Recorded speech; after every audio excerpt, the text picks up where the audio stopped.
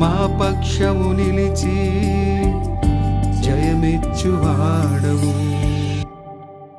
ఏమైనా చేయగలవు, కథ మొత్తం మార్చగలవు.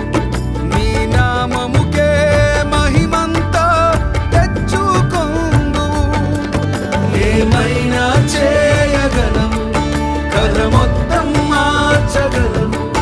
నీ నామముకే మహిమంతా తెచ్చుకొందువు. యేసయ్యా యేసయ్యా